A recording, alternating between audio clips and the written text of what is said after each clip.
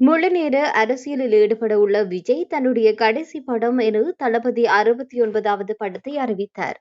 வினோத் இயக்கத்தில் உருவாகும் இந்த படத்திற்கு ஜனநாயகன் என பெயர் வைக்கப்பட்டது. இந்த படம் 2025ஆம் ஆண்டு வரும் அக்டோபர் மாதம் வெளிவரும் என அறிவிக்கப்பட்டுள்ளது. படப்பிடிப்பு விறுவிறுப்பாக நடந்து வரும் நிலையில் அடுத்த ஆண்டு பொங்கலுக்கு படம் வெளியாகும் என கூறப்படுகின்றது. இதன் அடிப்படையிலேயே கோட் படத்தில் நடித்த போது விஜய் தன்னுடைய கடைசி படமான ஜனநாயகனை அறிவித்து விட்டார்.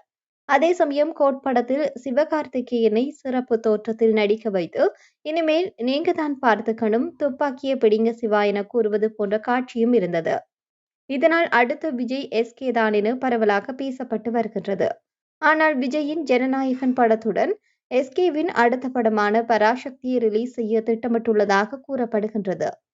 சுதா கொங்கரா இயக்கத்தில் எஸ்கே, ரவிமோகன், அதர்வா, ஸ்ரீலீலா நடித்துள்ள பராசக்தி படம் பொங்கல் பண்டிகைக்கு வெளியாகும் என கூறப்படுகின்றது. இதனால் ஜனநாயகன் படத்துடன் தன்னுடைய பராசக்தி படம் எக்காரணத்தை கொண்டும் மோதக்கூடாது என்பதில் சிவா உறுதியோடு உள்ளதாக கூறப்படுகிறது. இதனால் முன்கூட்டியே படம் ரிலீஸ் ஆக வாய்ப்புகள் அதிகமாக இருக்கின்றது.